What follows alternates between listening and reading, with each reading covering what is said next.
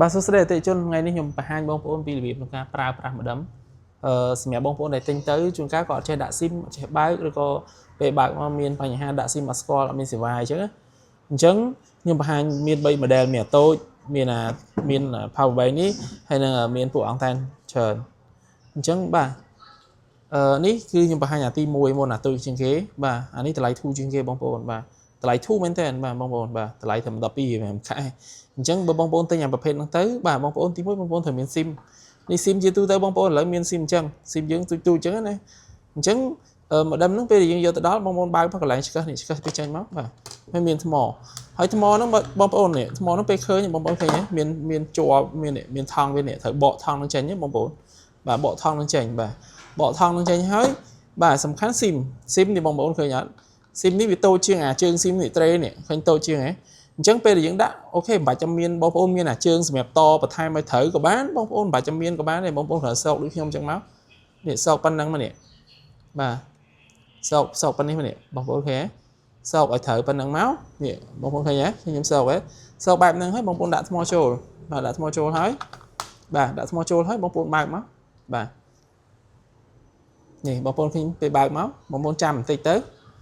ចាំបន្តិចវានឹងលោតហើយអាកន្លែងក្រហមបតង់លោតក្រហមលោតបកគោសេវាហ្នឹងបានន័យថាអាហ្នឹងលោតសេវា SIM បាទបើសិនជាយើងដាក់ត្រូវបើយើងដាក់ SIM ត្រូវគឺវាលោតពណ៌បៃតងបាទតែបើយើងដាក់ត្រូវទេវាលោតពណ៌ក្រហមបែបហ្នឹងអញ្ចឹងចាំបន្តិចសិនបងប្អូនតើវាលោតពណ៌បៃតងអត់បើវាលោតពណ៌បៃតងគឺ SIM យើងហ្នឹងគឺដំណើរការហើយ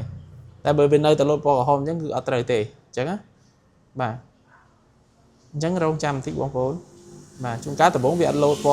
ណ៌បៃតងទេបាទអូខេ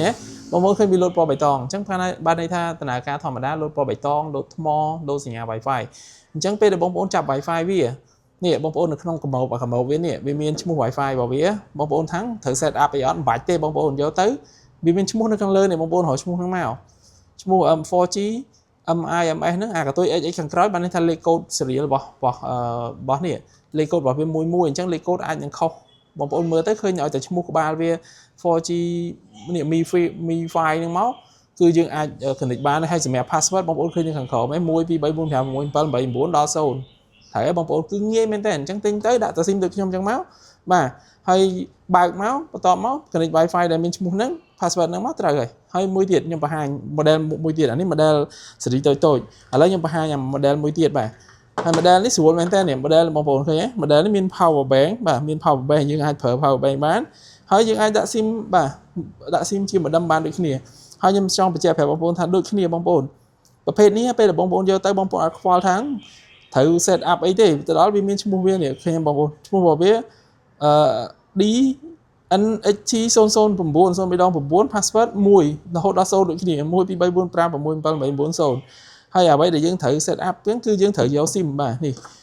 យើងយក SIM ពេលនេះមកខ្ញុំយក SIM មកតេស្តដូចគ្នាបាទ SIM ដាក់ SIM មកបាទនេះបងប្អូនឃើញទេបងប្អូនយក SIM មកយកមកសោកចូលក្នុងហ្នឹងមកបាទនេះអាផ្ងានេះឃើញអត់ផ្ងាដាក់ចូលក្រោមចេះមកដូចខ្ញុំមកនេះឃើញអត់បាទដាក់ហើយរុញចូលឃើញអត់បងប្អូនរុញចូលពឹបហើយដើម្បីបើកវាបងប្អូនគ្រាន់តែចុចប៊ូតុងនេះចុចជាប់មកបាទចុចជាប់មកនេះវា load មកឃើញអត់អាកន្លែងនេះវា load ភ្លើងឲ្យបងប្អូននេះទីវា load ភ្លើងសញ្ញាឲ្យ load ផ្លែនេះគឺមានវាចាប់ដើមចាប់សេវាអានេះ load ពណ៌ក្រហមទីវា load ពណ៌បៃតងហើយអាកន្លែងចំណុចភាគរយ175 50ឬក៏25ហ្នឹងគឺជាចំនួនភាគរយថ្មនៅក្នុងហ្នឹងបាទអញ្ចឹងងាយមែនតើបងប្អូនគ្រាន់តែបើកប៉ុណ្្នឹងហើយវានឹង load Wi-Fi បងប្អូនចាប់ហើយ Wi-Fi ឈ្មោះវានៅហ្នឹងហ្មងឈ្មោះវានៅខាងលើនេះបងប្អូនឃើញអត់ DNTH 039 password របស់វា1 2 3 4 5 6 7 8 9រហូតដល់0អញ្ចឹងគឺស្រួលមែនតើបងប្អូនបាច់បារម្ភឃើញហើយពេលមានសេវាវាលោតពណ៌បៃតងនេះបងប្អូនឃើញលោតពណ៌បៃតងហើយអាកន្លែង Wi-Fi វាលោតផ្លែ